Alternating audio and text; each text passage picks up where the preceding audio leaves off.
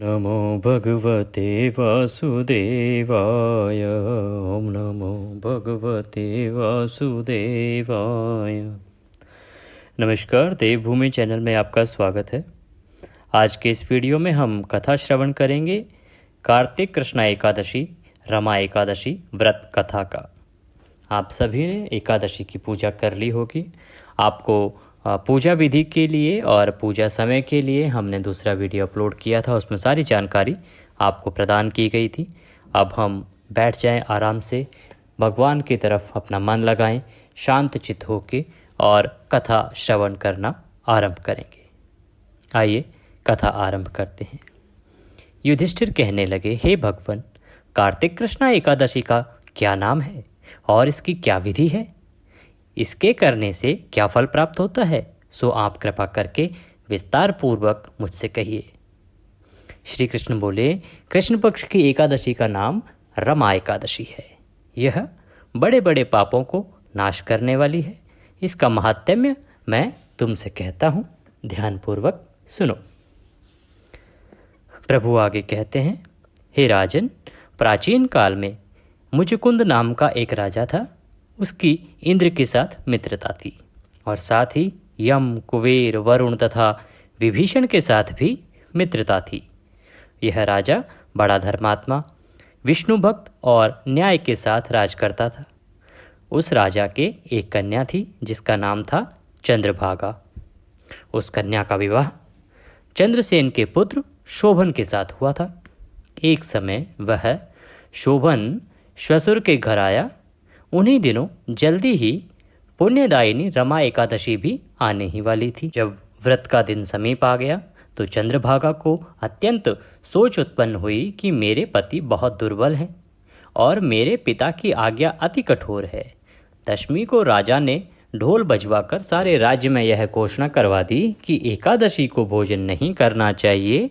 ढोल की घोषणा सुनते ही शोभन को अत्यंत चिंता हुई और अपनी पत्नी से कहा कि हे प्रिय, अब क्या करना चाहिए? मैं तो किसी प्रकार भी भूख सहन नहीं कर सकूंगा। ऐसा उपाय बतलाओ कि जिससे मेरे प्राण बच सकें, अन्यथा मेरे प्राण अवश्य चले जाएंगे।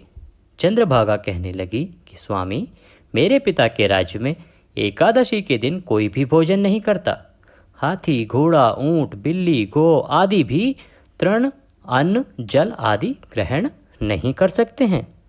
फिर मनुष्य का तो कहना ही क्या है। यदि आप भोजन करना चाहते हैं तो किसी दूसरे स्थान पर चले जाइए, क्योंकि यदि आप यहाँ रहना चाहते हैं तो आपको अवश्य व्रत करना पड़ेगा। ऐसा सुनकर शोभन कहने लगा कि हे प्रिय, मैं अवश्य व्रत करूँगा। जो भाग में होगा वह देखा जाएगा। ऐसा विचार कर उसने व्रत रख लिया और वह भूख व प्यास से अत्यंत पीड़ित होने लगा। जब सूर्य नारायण अस्त हो गए और रात्रि को जागरण का समय आया, जो वैष्णवों की अत्यंत हर्ष देने वाला था, परंतु शोभन को अत्यंत दुखदायी हुआ। प्रातः काल होते शोभन के प्राण निकल गए। तब राजा ने सुगंधित काष्ठ से उसका दाह संस्कार कराया, परंतु चंद्रभागा ने अपने पिता की आज्ञा से अपने शरीर को दग्ध नहीं किया। शोभन की अंत्येष्टि क्रिया करने के पश्चात अपने पिता के घर में ही रहने लगी। रमा एकादशी के प्रभाव से शोभन को मंदराचल पर्वत पर धन धान्य से युक्त तथा शत्रुओं से रहित एक सुंदर देवपुर राज्य प्राप्त हुआ। वह अत्यंत सुंदर रत्न और वैदूर्यमणि जटित स्वर्ण के खंभों पर निर्मित अनेक प्रकार की स्फटिक मणि से सुशोभित भवन में बहुमूल्य वस्त्राभूषणों तथा छत्र व चंवर से विभूषित गंध की और अप्सराओं से सुशोभित सिंहासन पर आरूढ़ ऐसा लगता था मानो दूसरा इंद्र विराजमान हो। एक समय मुचुकुंद के नगर में रहने वाला सोम शर्मा नाम का ब्राह्मण तीर्थ यात्रा करता हुआ घूमता घूमता उधर जा पहुंचा और उसने शोभन को पहचान कर कि यह तो राजा का जमाई शोभन है, उसके निकट गया। शोभन भी उसको पहचान कर अपने आसन से उठकर उसके पास आया और प्रणाम आदि करके कुशल प्रश्न किया। ब्राह्मण ने कहा कि राजा, मुचुकुंद और आपकी पत्नी चंद्रभागा कुशल से हैं। नगर में भी सब प्रकार कुशल है, परंतु हे राजन, हमको अत्यंत आश्चर्य हो रहा है। आप अपना वृतांत कहिए कि ऐसा सुंदर नगर जो न कभी देखा न सुना, आपको किस प्रकार प्राप्त हुआ। तब शोभन बोला कि कार्तिक कृष्णा एकादशी, जिसे रमा एकादशी कहते हैं, रमा एकादशी का व्रत करने से मुझे यह नगर प्राप्त हुआ है। परंतु यह अस्थिर है, यह स्थिर हो जाए ऐसा उपाय कहिए। ब्राह्मण कहने लगा, हे राजन, यह स्थिर क्यों नहीं है और कैसे स्थिर हो सकता है, यह आप बतलाइए, फिर मैं अवश्यमेव वह उपाय करूँगा। मेरी इस बात को आप मिथ्या न समझिए। शोभन कहने लगा कि मैंने इस व्रत को श्रद्धा रहित होकर किया है, अतः यह सब कुछ अस्थिर है। यदि आप मुचुकुंद की कन्या चंद्रभागा को यह सब वृतांत कहें तो यह स्थिर हो सकता है। ऐसा सुनकर उस ब्राह्मण ने अपने नगर में लौटकर चंद्रभागा से सब वृतांत कह सुनाया। ब्राह्मण के वचन सुनकर चंद्रभागा बड़ी प्रसन्नता के साथ ब्राह्मण के साथ उनको साथ लेके कहने लगी कि हे ब्राह्मण, यह सब बातें आपने प्रत्यक्ष में देखी या स्वप्न की बात कर रहे हैं। ब्राह्मण कहने लगा कि हे पुत्री, मैंने महावन में तुम्हारे पति को प्रत्यक्ष देखा है, साथ ही किसी से विजय न हो ऐसा देवताओं के नगर के समान उनका नगर भी देखा है। उन्होंने यह भी कहा है कि यह स्थिर नहीं है, जिस प्रकार वह स्थिर रह सके सो उपाय करना चाहिए। चंद्रभागा कहने लगी कि हे विप्र, तुम मुझको वहाँ पर ले चलो। मुझे पतिदेव के दर्शन की तीव्र लालसा है। मैं अपने किए हुए पुण्य से उस नगर को स्थिर बना दूंगी। आप ऐसा कार्य कीजिए जिससे उनका हमारा संयोग हो, क्योंकि वियोगी को मिला देना महान पुण्य का काम है।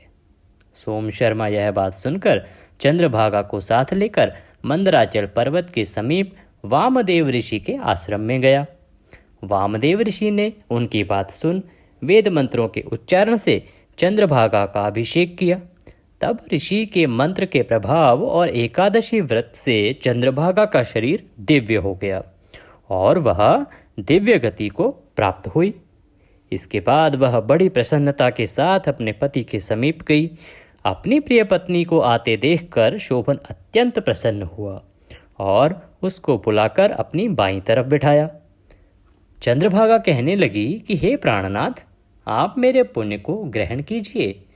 अपने पिता के घर में जब मैं 8 वर्ष की थी तब से विधि पूर्वक एकादशी के व्रत को श्रद्धा पूर्वक करती आ रही हूँ। इस पुण्य के प्रभाव से आपका यह नगर स्थिर हो जाएगा तथा समस्त कार्य पूर्ण होकर प्रलय के अंत तक रहेगा। इस प्रकार चंद्रभागा दिव्य रूप धारण कर तथा दिव्य आभूषणों और वस्त्रों से सुसज्जित होकर अपने पति के साथ रहने लगी। हे राजन, यह मैंने रमा एकादशी का महात्म्य कहा है। जो मनुष्य इस व्रत को करते हैं उनके ब्रह्म हत्या आदि समस्त पाप नष्ट हो जाते हैं। कृष्ण पक्ष और शुक्ल पक्ष की दोनों एकादशी समान हैं, इनमें कोई भेदभाव नहीं है। जो दोनों को पढ़ते अथवा सुनते हैं वे समस्त पापों से छूटकर विष्णु लोक को प्राप्त करते हैं। एकादशी महात्म्य संपूर्ण। इसी के साथ रमा एकादशी महात्म्य की यह कथा, रमा एकादशी नामक महात्म्य यहाँ पे समाप्त होता है। बोलिए विष्णु भगवान की जय, बोलिए कृष्ण कन्हैया लाल की जय, बोलिए युधिष्ठिर महाराज की जय। के बाद आप भगवान की आरती करेंगे। आरती उतारने के बाद भगवान का प्रसाद ग्रहण करेंगे, बांटेंगे, सबको प्रसाद आदि फल का प्रसाद बांटेंगे। और अब आपको बता देते हैं कि इसका जो पारण है वो कब होगा। देखिए, एकादशी का पारण 10 नवंबर को किया जाएगा। 10 नवंबर को सुबह 5:52 से और 8:07 तक का जो समय है वो शुभ समय है, शुभ मुहूर्त है पारण के लिए। सुबह 5:52 से 8:07 तक। और जो द्वादशी तिथि है वो समाप्त हो रही है 12:35 पर 10 अक्टूबर को। इस समय के आप दौरान पारण कीजिए और भगवान श्रीहरि का आशीर्वाद आप सबको अवश्य प्राप्त होगा। भगवान की कृपा आप सब पर बनी रहे, ऐसी हम कामना करते हैं। और आपसे अनुरोध है कि अगर हमारा ये वीडियो आपको पसंद आया हो तो आप कृपया वीडियो को लाइक ज़रूर करें और वीडियो में कमेंट ज़रूर करें। आज के इस वीडियो में अभी के लिए इतना ही। अगली वीडियो में फिर होगी आपसे मुलाकात।